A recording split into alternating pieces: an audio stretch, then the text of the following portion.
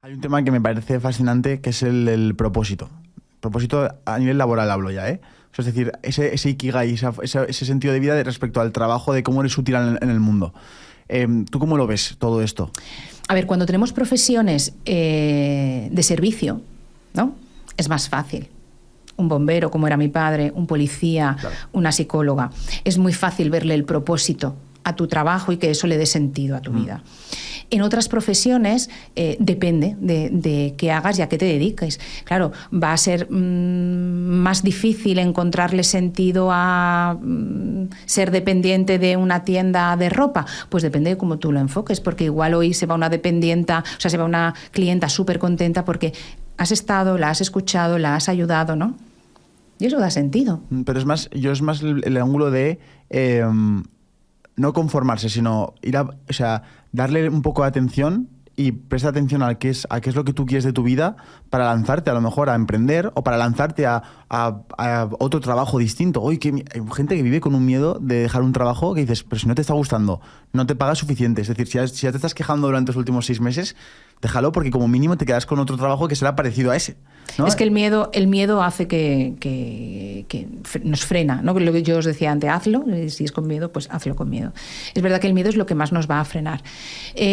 Está claro que encontrar un propósito a nivel profesional, lo que decimos, va a depender de cada uno, pero si tú tienes ahí una idea y quieres hacerlo, es que rodéate, acompáñate, busca quien pueda, ¿no?, acompañarte en ese camino profesional, pero hay que lanzarse. Y al final, si lo piensas, o sea, en nuestra vida, si miramos hacia atrás, un gran segmento yo lo visualizo durmiendo, otro gran segmento lo visualizo trabajando y el resto de cosas.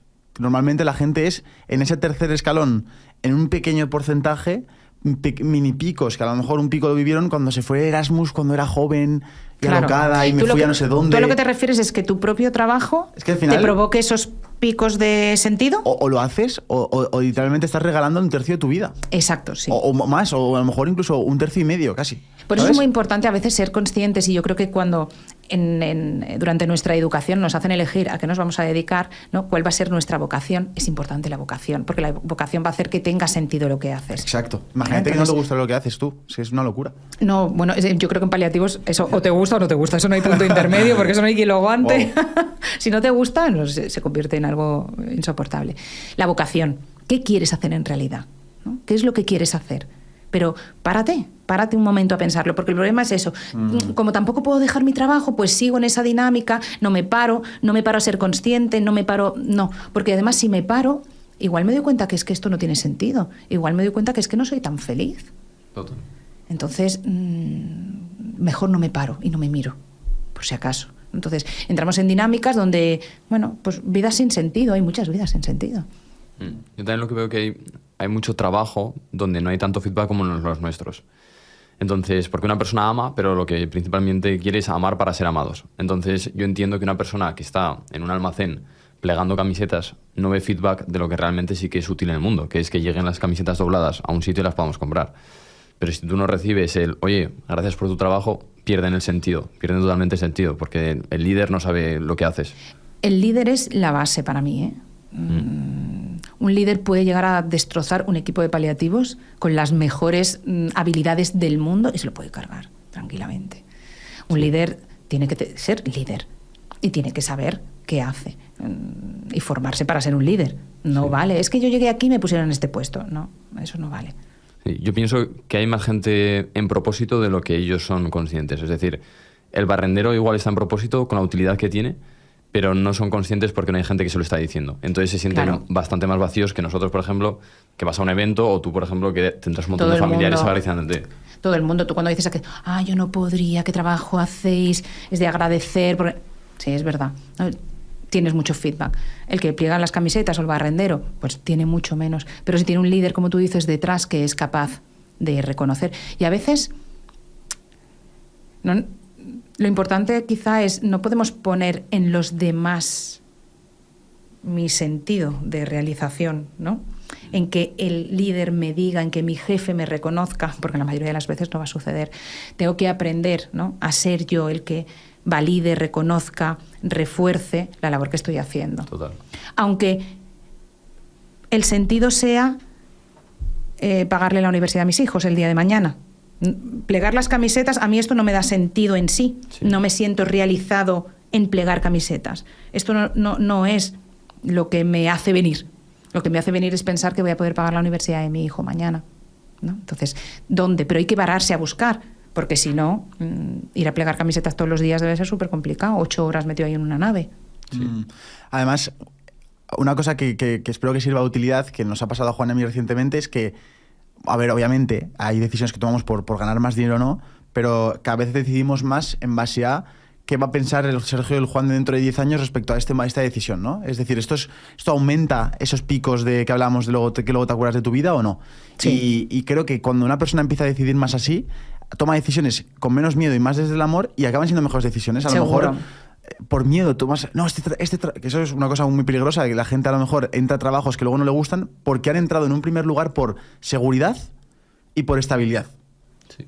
Y ese problema de tomar la decisión porque yo estudio además el máster en dirección de empresas porque me va a dar un salario de más de 2.000 euros, tío, a lo mejor tu rol no te gusta estar en un rol de que tengas tanto estrés y te gusta más estar más de freelancer como un creativo, por ejemplo, ¿no? Exacto. Entonces, olvidarte por un lado de la estabilidad y de ese control de quiero al menos aspirar a ganar más dinero y tomar decisiones más por qué es lo que me lo voy a pasar mejor y qué es lo que me va a hacer divertirme, no es la decisión más inmadura, sino la decisión más sensata realmente, ¿no? Ese trabajo que hacéis de qué pensarán el Sergio y el Juan de dentro de 10 años, esa es la clave. Lo que pasa es que, ¿qué es lo que pasa? Que eso lo vemos ya cuando nos estamos muriendo, ¿no? Aquí. Exacto. Entonces ahora no podemos volver hacia atrás. Cuando yo desde este momento miro hacia adelante, tomo decisiones en base a eso, no al momento presente, ¿no? Y lo que tú dices, y no me conformo a lo mejor con este trabajo o no entro a dedicarme, ¿no?, a eso, porque dentro de 10 años, si yo sigo aquí, no voy a ser feliz. Esto no es... Sí, es lo que he estudiado, es para lo que me he preparado, pero no era lo que yo quería hacer, ¿no? Entonces, ese ejercicio de dentro de 10 años, ¿no?, ¿qué dirían el Sergio y el Juan, ¿no?, ¿qué diría la Mónica de dentro de 10 años? Es un buen trabajo, seguro. Te ayuda a ver las cosas con perspectiva. Y bueno, y otra conclusión que saca, porque nosotros el podcast lo empezamos hace 1 año y poco, entonces nuestra vida ha cambiado mogollón en 1 año y poco. En todo, en base a lo económico, en base al reconocimiento. Y me he dado cuenta que cuando más útiles nos servimos es cuando ayudamos, pero sin esperar nada a cambio. Que está muy normalizada esta frase de primero da para luego recibir. No, cabrón, si estás diciendo que quieres recibir es que estás dando ya para recibir. Ayuda de verdad. Y es que cuando te centras en eso, que es cuando te das cuenta que te vas a morir, que te da igual el dinero que te vas a llevar, te viene todo. Te viene el dinero, te viene lo que quieras, pero te tienes que centrar en ayudar, en darlo todo. Es que yo creo que esta sociedad tan egoísta en la que vivimos hace que no nos demos cuenta que si todos diéramos, todos estaríamos mejor. Entonces tenemos esa idea de acaparar, de voy a hacer esto para conseguir, para ganar, ¿no? Sí. ¿no? Entonces eso hace que sea muy complicado. Yo creo que cuando realmente somos conscientes de que dando algo de nosotros, pero claro, hay algo de nosotros que estamos perdiendo y que estamos entregando, ¿no? Nosotros en cuidados paliativos yo creo que le estamos vendiendo el alma al diablo, porque entregamos parte hasta de nuestra salud mental todos los días ahí. Cuando sabes que estás dando algo que es valioso además, ¿no?, y que incluso para ti tiene un precio, pero que va a conseguir que el otro esté mejor, eso le da mucho sentido. Si no, nadie se dedicaría a paliativos, seríamos los... Y luego yo me fijo en los grandes millonarios que ya han pasado por todo el proceso que estamos los detrás a veces persiguiendo, y casi todos acaban donando toda su fortuna. Es decir, cuando mejor se han sentido es cuando han dado su dinero, no cuando lo han ganado. Claro, es que daros cuenta de lo que me habéis preguntado antes. La gente con mucho dinero, cuando llega al final, no sé, ¿qué hacen? No sé. Esos no están preocupados, ¿no? Porque es lo que tú dices. Es que al final lo tienes y cuando ya lo has conseguido es ¿y ahora qué? Pues ahora voy a hacer bien, ¿no? Ahora Claro, voy a ayudar. Sí. Ahora voy a... Total. ¿Cómo vas a educar? Con toda esta información, ¿cómo vas a educar a tu hijo? Mi hijo tiene 6 años y sabe perfectamente lo que es la muerte y lo que es morirse. A veces lo miro y digo, igual me he pasado un poquillo explicándole de más. A ver, uno de los problemas principales es que nosotros estamos educando a los niños y a los adolescentes como si la muerte no existiera, ¿vale? En mi época, en la vuestra seguramente ya no, pero en mi época nosotros veíamos a los fallecidos en casa, íbamos a los cementerios y no tenemos ningún trauma. ¿Y eso qué hace? Que nosotros tengamos conciencia de que la vida es finita, que esto se va a acabar, ¿no? Ahora, ¿qué hacemos? Escondemos a los niños que no vean al abuelo que está malo, al entierro lo voy a dejar en casa de su mejor amiguito. Entonces, ¿qué pasa? Crecen niños pensando que no nos vamos a morir nunca. Total. si ni siquiera se le dice la palabra muerte. Entonces, ellos cómo van cómo van a tener conciencia. Luego están todo el día haciendo locuras, como no hacen locuras y aquí no se muere nadie, ¿no? O al menos si se mueren, nosotros no lo hemos visto, ¿no? Entonces, darle a los niños esa conciencia, porque además mi hijo, la primera vez que yo le hablé de la muerte fue con la muerte de su abuela, con 4 años, y mi hijo no sabía lo que era morirse, ni entendía la palabra muerte, que no los vamos a traumatizar. Pero cuando tú utilizas la palabra muerte o morir, el niño, cuando luego ve unos dibujitos que se muere el perrito, cuando luego oye se ha muerto no sé qué, va haciendo, a nivel psicológico, va construyendo lo que es la muerte y esa conciencia de que eso existe. Lo que no podemos es esconder a los niños. No llevarlos al cementerio, no despedirse de sus seres queridos, de sus padres, de sus abuelos, que son tan importantes, ¿no? Entonces, ¿yo qué intento transmitirle al mío? Que la muerte está ahí, ¿no? Que es parte de la vida también y que vamos a disfrutar a tope lo que tengamos, ¿no? Mucho o poco, pero vamos a vivir, vamos a viajar mucho, vamos a intentar hacer, pues eso. Y cuando llegue el momento de, oye mamá, que no sé a qué me quiero dedicar, ¿cómo le vas a ayudar en ese momento? Porque yo recuerdo de chaval, que aún sigo siendo un chaval, pero es de lo más complicado o que no sabes qué hacer. Sí. Yo, por ejemplo, sí que yo quería ser psicóloga desde pequeña, o sea que eso para mí no fue un problema. Pero es verdad que es complicado, ¿no? Dirigir a una persona tan joven hacia, ¿no? Dirigir su vocación, porque es que puedes dirigirla completamente, como hizo esta psicóloga conmigo. Es que vales para esto, y ahora yo ya me lo creí y aquí estoy, ¿no? Es difícil, pero al final es acompañar en qué te gusta hacer, qué quieres hacer. Y vamos a mirar al futuro, ¿qué te ves haciendo? ¿No? ¿Dónde te sentirías tú feliz? Yo creo que intentaría ir por ahí. Lo que sí es verdad, y yo, por ejemplo,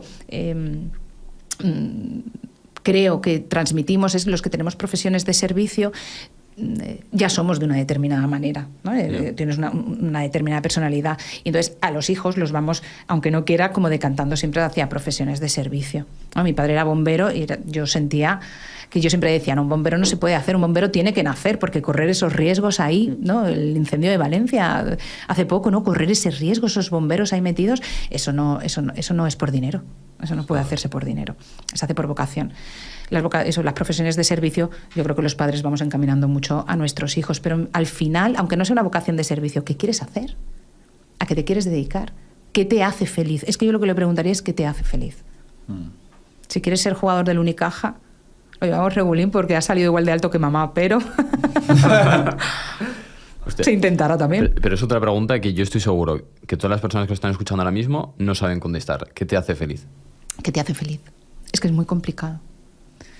Bueno, es muy complicado. Es muy complicado cuando no te has parado nunca. Cuando te paras, ya sales solo. Ya me hace feliz. Cada vez que salgo a correr, yo ya soy feliz, porque ya lo he encontrado. Entonces ya soy capaz de, ya empiezo, ya, ¿no? O incluso en el momento en el que estoy fastidiadilla corriendo, en plan, hoy no estoy, lo típico, hoy me estoy ahogando viva, me estoy muriendo, tiro, ¿no? Pero es que esto te hace feliz, esto nadie te está obligando a hacerlo, lo estás haciendo porque quieres y porque te hace feliz y te hace sentir viva. Entonces dice, es verdad, nadie me está obligando, tira, ¿no? Pero es verdad que cuando ya lo encuentras, es como que salta rápido. Qué bueno. Hay una corriente de consejos respecto a este tema que a mí en parte cada vez lo veo más claro y me parece guay, que es no te centres de momento en responder esa pregunta, céntrate en ser útil, muévete, haz cosas, sobre todo por la parte esa, ¿no? De probar cosas, porque cuanto antes pruebes, antes verás que se te da bien, y el ser humano no es así, que al final nos acaba gustando, si te fijas, lo que se nos da bien. O sea, si a mí no me gusta, yo qué sé, no sé, algo que se me dé bastante mal, que se me da muchas cosas, parece que no digo ninguna. No tiene ningún fallo, Sergio, claro, chicas, apuntad, fallo no tienes, Sergio no tiene fallos. En los karts lo reviento. Por ejemplo, ¿ves? O sea, yo no podía ser piloto de motos, por ejemplo, ¿no? A mí no me gusta, no me apasiona el motor porque no soy bueno tampoco. Entonces, la teoría es, no te centres de momento en responder esa pregunta, céntrate en ser útil, moverte, hacer cosas, probar oportunidades, decir que sí a la vida, y en el momento en el que digas que sí al suficiente número de cosas, va a haber varias que se te dan bien, o una tendencia de cosas de cuando hago cosas creativas soy bueno, cuando hago cosas físicas soy peor, vale, mi cuerpo va a ir más hacia aquí, y resulta que eso te da un feedback positivo, como esa persona de, ostras, pues se te da bien hacer esto, eres bueno, no sé cuántas, tal, ¿dónde has aprendido a hacer tal? Pero intrínseco, tuyo. Y a lo que llega ese momento, de repente te dicen, te preguntan, oye, ¿qué te gusta dedicarte? Y dices, guau, es que me encanta dedicarme a hacer entrevistas. La clave está en tener conciencia para darte cuenta de qué es lo que te hace feliz. Porque si no te paras, es lo que decimos, si no entrenamos la atención plena en lo que estoy haciendo, puede pasar desapercibido. Tenemos que entrenar a estar aquí. Y a cada una de esas cosas que vamos a ir probando, ¿no? Como dices, no me voy a centrar en ver qué me hace feliz, voy a probar. Si yo pruebo, pero sin conciencia, puede pasar desapercibido. Entonces, lo que tenemos que entrenar, que es lo que al final te enseña a acompañar al final de la vida, es que hoy estoy aquí. Y hoy es siempre. Todavía, como decía el poema, ¿no? Hoy es siempre todavía. Entonces, esto vamos a vivirlo y voy a desmenuzarlo, ¿no? Hostia, esto me hace feliz, aquí me estoy sintiendo súper bien. Estoy hablando aquí con vosotros, me voy a dedicar toda mi vida ahora a hablar, a hacer podcast. No sé, pero es verdad, me siento bien. Es lo que yo os decía, mi vocación es la de acompañar al final de la vida, pero me gusta también mucho la formación, me gusta mucho hablar en público, yo me siento muy cómoda. ¿Por qué? Porque ahora mismo yo estoy diciendo, es que esto me gusta, esto que hago, a mí me gusta y me gusta transmitir todo ese conocimiento de 16 años, ¿no? Entonces, tenemos que parar y decir, vamos a vivir lo que estamos viviendo, así sabré. Es que si no, pasan las cosas. Uy, he probado 30.000 profesiones y no me ha gustado ninguna, pero ¿estabas atento? Porque alguna...